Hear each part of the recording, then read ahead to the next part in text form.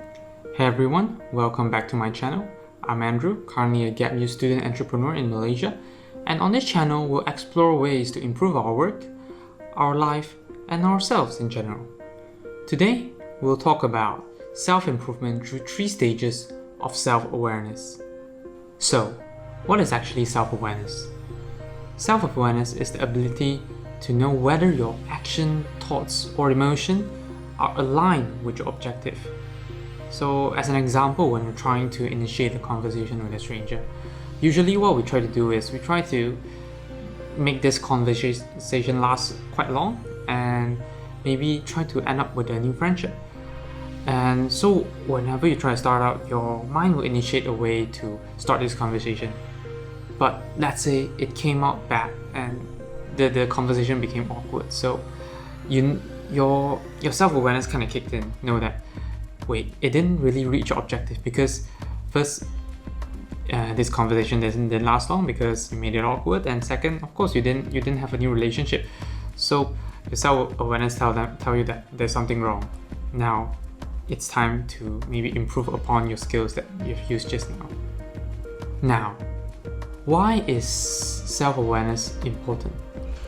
So self-awareness is kind of like the fundamental problem-finding element before you actually head towards self-improvement. Without a problem, you can never find a solution.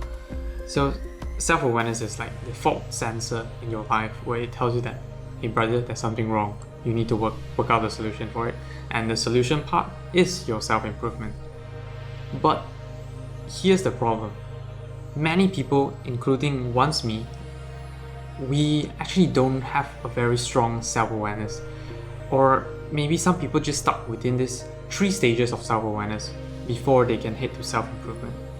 So now we're going to talk about the 3 stages of self-awareness. There's 3 stages of self-awareness. First, unknowing. Second, denial. And third, acceptance. First, unknowing. Unknowing is basically when someone, they just don't know that they have a problem, and therefore they are not trying to find a solution to solve it because there's no problem in the first place. And this usually happens when we just started out something new in a very small, nice environment, because when in a small, nice environment, people are generally very nice, so that they don't really tell you that you have a problem, or they just generally cope with your problem. So it's kind of bad. So the way for us to identify our problem is by getting ourselves out there, meeting more people, going into a different environment, because in those places, people generally don't care who you are. If they don't really like you because of your problem, they trying to get further away from you, something like that. So that's where you kind of realize that you have the problem. Now that you have realized your problem, we are going to the second stage. Now at the second stage, people are in denial. So when they're in denial, they know that they have a problem, but they are not trying to actually solve it, because there's this ego thing which actually stops us from doing all this. Of course, we feel that ego is actually quite important, but us as human beings, we are actually communal beings, so we live in a community. We can't really live alone. So you can try to keep your ego, but the thing is, if you keep on holding on to your ego, you just can't grow, you can't be better, and you can't reach the objective that you originally want. So it's better to put down your ego and then try to understand what is your problem. So how do we understand the problem? One is actually by thinking, but there's another one which is better, is by actually asking people. Since we need to put down our ego and then try to learn and improve, let's just put down our ego and just head to other people and ask them, like those people which ignore us, or people that generally find us, maybe they are nice enough to tell us that we have problems, we just ask them. And it's better this way because we can hardly see it from other people's perspective. So when we ask them, we go straight to the point to understand what is our problem. And at this point, you know your problem, and then you put down your ego. You are at stage 3. Finally, you are at stage 3. And at stage 3, you are at acceptance stage. So at this stage, you know what's your problem, and then you're actually trying to solve it. And since you're already put down your ego, this stage will be very easy for you, because now you're just trying to find help. There is 2 ways as well.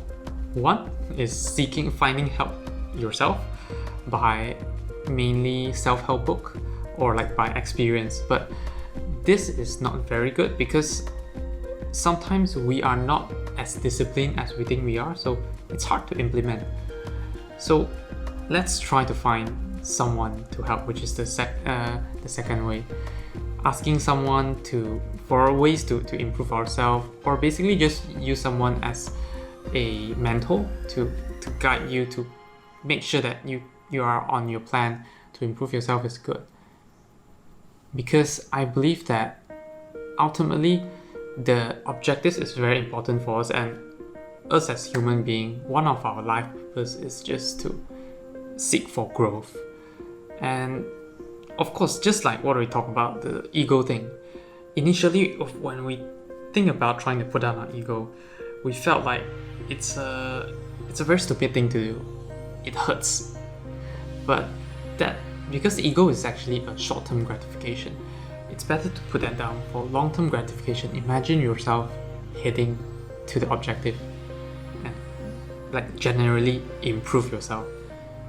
That's why it's better to leave ego on the table and then be aware of what we are wrong and then improve. Well done! Now you have went through all the 3 stages and you're on your way to become an improved self. Of course, I've tried this several times and it's not an easy path, definitely. But the one good thing I can tell is that once you have tried it for the first time, the second and third time will be easier, just like every single habit. Because once you have an idea on how to implement it, once you learn how to put down your ego, it becomes easier. So I hope that this actually helps out everyone, and let's try to improve ourselves. That's it for this video. If you guys enjoyed this video, do like, share and subscribe, and maybe you can check out my previous video, which I just had a casual conversation of why I just didn't feel like doing things on a Sunday.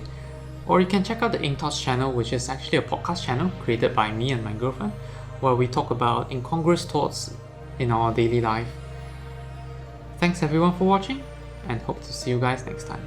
Bye bye.